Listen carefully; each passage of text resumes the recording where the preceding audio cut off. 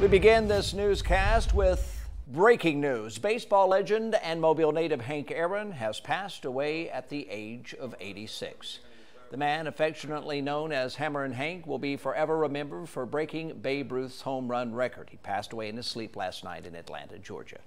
Good afternoon, everyone. We've got a lot to talk about, but we want to begin with a look back at Hank Aaron's life. As NBC 15's Greg Peterson reports, Hank Aaron's legacy reaches far beyond the baseball diamond.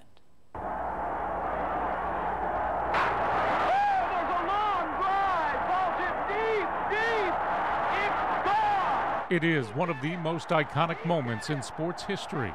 Henry Aaron hitting home run 715, passing the legendary Babe Ruth.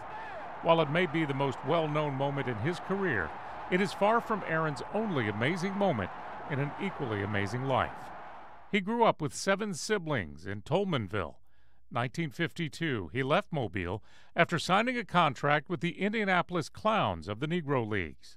But after just 3 months, Aaron had impressed enough to receive 2 major league contracts, one from the Giants, the other from the Brewers.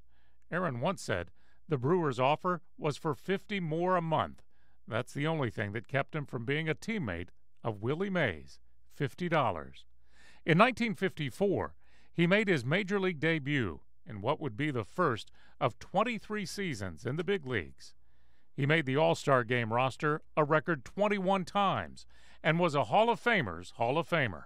Yeah, he's like a god, because for me, I never put myself in the same vein of those guys.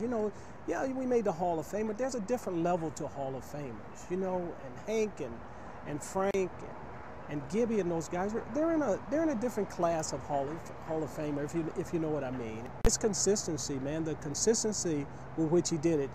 It wasn't that he had these 3 or 4 60 or 65 home run seasons. It was that steady 40 home run season every year. You knew what you were going to get. And I think that really is probably what separates the good from the average and the average from the great. Is those guys, every year, you knew what you were going to get. And for Hank, I think he averaged 46, 47 home runs every year. Aaron is baseball's all-time leader in RBIs. Only Pete Rose and Ty Cobb had more hits. But it was his pursuit of Ruth that defined his playing career. In a dark chapter of American history, many fans unhappy that a black man was going to break a sacred record. In 1973, he received nearly 1 million pieces of mail, more than any other American. Unfortunately, many were hate-filled letters. It was tough. It was. I had my problems, and he again, I kind of put them aside and said to myself that God gave me the ability to play the game of baseball, and if He can put His hands on me and bless me for the rest of my life, for this season, that I'm going to do everything that I can to make His words holy. Aaron entered the 1974 season with 713 home runs, and in his first at-bat of the season, that ball is going, and out of here! He tied Ruth's record of 714, setting up history 4 nights later in Atlanta. That was a special moment, and one of the most scariest moments was when, at that time, people were able to come on the field, and 2 guys actually came on the field and were running around the bases with him. And at that time, they'd also talked about his life being threatened. So it was a scary time. It was an exciting time and an important time, but it was also very, very scary. Aaron would go on to finish his career with 755 home runs, a record that stood for more than 30 years. It was broken by Barry Bonds, but it's a record many still believe belongs to Hank. I don't think that there's any doubt with the era of the steroid. There's no doubt in my mind that Hank is still looked upon as the home run king. After spending many years as an executive for the Braves, Aaron continued to hit home runs in life. His Chasing a Dream Foundation funded a large number of kids' college educations, giving Hammerin' Hank a lasting legacy off the field as well. yours truly, and I say yours truly, I'm talking about myself, is not going to hit another home run. I will never hit another home run. I had a great career. I played for 23 years, and that's the end of it, you know. I hope that the home run is not the only thing that people, or anybody for that matter, black or white, look at me and say that's the only thing that he could do. The thing that I want them to remember is the kid that, you know, that helped send somebody to school, helped somebody to get through college. Of course, Hank Aaron's roots run deep here in the Port City, and right now friends and loved ones are trying to process the news of Hank's passing. Joining us now is NBC 15's Jaysha Patel. She spoke with a friend of Hank's, another baseball legend himself from Mobile, with roots right here, and that is Cleon Jones. And Jaysha, you had a chance to talk with him a little while ago. He got quite emotional thinking about Hank. Darwin, Cleon Jones is 8 years younger than Hank Aaron, yet their paths crossed often. Jones, who was an all-star with the New York Mets and caught the last out of the 1969 World Series, was emotional today when talking about his relationship with Aaron. It's going to be a tremendous loss, because every morning when I wake up, if I have a desire, I could call Hank and talk to him, just to say hello, just to reminisce a bit, and know that even though he was 8 or 9 years my senior, we were like brothers.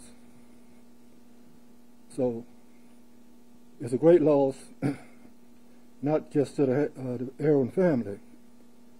It's a great loss to this region, the city of Mobile, surrounding areas, and the state. We'll have more from his interview coming up tonight on NBC 15 News. Darwin. Remarkable interview. Thank you, Jaysha. Hammer and Hank's legacy is felt in many places throughout Mobile. But here in his hometown, his life before baseball has been on full display for years now. NBC's 15's Collins Cahill is at the one and only Hank Aaron Stadium right now, where Hank's childhood home is located. Colin, now remember when they put that house on the back of trucks and moved it all the way across town from Tolmanville to where you're standing right now, and a walk through it is to walk through Hank's life. That's right. Thanks, Darwin. We're out here, like you said, out here at his childhood home. It was built in 1942 by his father, Herbert. Later, he had additions in 62 and 72 of the home to bring it to its full capacity here. And then his mother, Estella, lived in the home until 2007. And like you said, in 2008, it was moved here, right next door to Hank Aaron Stadium. And then in 2010, it had its grand opening. We're joined by Ari Rosenbaum, the president of the Mobile Sports Entertainment Group. You've been here since 2006, and you were here that day in 2010. Just some memories of that special day here when Hank was here on that grand opening. Sure, absolutely. It was definitely one of the greatest nights of my career in 2010. It was opening night as well, and we had so many people here. We had Hank, of course, and his family. We had 7 Hall of Famers. We had the commissioner of Major League Baseball, etc. So I look back at that now, and it's just so unbelievable and so amazing. And to be a part of that, I'll never forget. Just his impact on sports here in Mobile. Obviously, he was an icon around the world. But being here from Mobile, what do you think his impact has been on the future generations that have come out from Mobile? Well, I think you said it. He's an icon around the world, and he's from our city in Mobile, Alabama. He's one of the greatest athletes of all time. Obviously, one of the greatest baseball players of all time. He paved a way for a lot of younger athletes, and again, he's from our city, and he's very humble, genuine man, and it's a crushing day. And we're here in his home here. I imagine a lot of people will want to be starting to come by and see the home.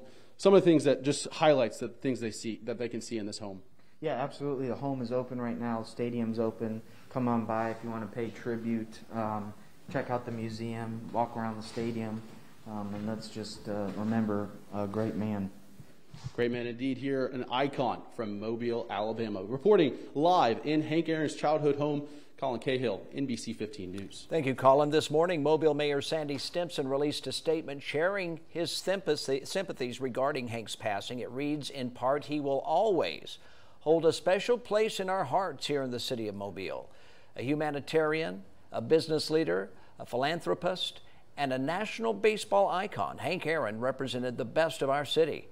This morning, the mayor also shared a photo of himself with Hank, memories the mayors will undoubtedly hold on to forever. That definitely for the mayor is a collector's item. Alabama Governor Kay Ivey tweeted this morning about Hank Aaron's passing as well, writing, quote, I'm saddened to hear that Mobile native Hammerin' Hank Aaron has passed. He inspired many young boys and girls to pursue their dreams and pursue excellence in whatever they do. I extend my deepest sympathies to his family, his friends, and former teammates. Governor Ivey has ordered all flags in Alabama to be lowered to half-staff in honor of Hank. NBC 15 News is the first to tell you about today's breaking news with a breaking news text alert. Make sure you download our free NBC 15 News app in the App Store and sign up for text alerts to be the first to know about breaking news like this. The yeas are 93, the nays are 2, and the nomination is confirmed. Meanwhile, in Washington, another Mobile native making history today, retired General Lloyd Austin, has been named Defense Secretary for the United States. The Senate approved his nomination this morning. Now, Austin becomes the first black Defense Secretary in American history. Austin served in the military for 41 years, retiring in 2016, born right here in Mobile. Well, it was a wet and dreary morning today, and now we've had a wet commute for drivers. Will it be that way when they go home tonight? That's the big question. NBC 15 meteorologist Kelly Foster joining us now to talk about that with the Gulf Coast certified most accurate forecast by Weather Rate. Kelly, will we see it let up, or is it going to continue tonight? Well, look at this, Darwin. It's already letting up. We're not finding a whole lot in terms of wet weather. Spot showers currently at the I-65 corridor in between Escambia County, Alabama, and Conecuh County, and all that action is moving eastbound. Mobile dealing with a few small batches of showers. We're watching a little wave of rain move over the Pensacola area, Fort Walton Beach. Just enough wet weather to cause some slick roads out there and make for tricky travel. We've collected about 1/3 of an inch of rain for Mobile. And look at Leesville, Mississippi, almost 2 inches there, 1/3 of an inch for the Pensacola area, 1/4 of an inch for Crestview. And we are going to have a few more spot showers for the upcoming weekend. Some changes with our temperatures that you won't believe. I'll step you through the forecast in my 7-day tracker later in the show. We have some more breaking news right now. Orange Beach High School principal Dr. Erica McCoy has been placed on administrative leave. That news coming this morning from Baldwin County Public School Superintendent Eddie Tyler. Now, the system won't go into detail as to why she's put on leave. We're waiting to find out ourselves. Dr. McCoy became OBHS principal less than 2 years ago. We're going to bring you an update on air and online just as soon as we uncover the reason why. Our coverage of Hank Aaron's passing continues after the break. We'll tell you how his final public appearance turned out to be one of public service and adding to the legacy. How Major League Baseball bumped up his final stats. Is NBC 15 News at noon. Winner of Best Newscast from the Alabama Broadcasters Association. We continue to follow breaking news at this hour. Baseball legend and Mobile native Hank Aaron has died. The 86-year-old passed away last night in his sleep in Atlanta. He'll be forever remembered for breaking Babe Ruth's home run record. At age 17, he quit school to play for the Negro Baseball League. And just 3 years later, he broke into the major leagues. Along the way, he met another baseball legend who is also from Mobile. You probably know Cleon Jones, and late this morning, NBC 15's Jaysha Patel spoke to Cleon about Hank's legacy. He has a lasting legacy, not just in Mobile or the state of Alabama, but around the world. So it's difficult for me to stand here and eulogize Hank Aaron because I don't have the words and we don't have enough time. But I just would hope that everybody realize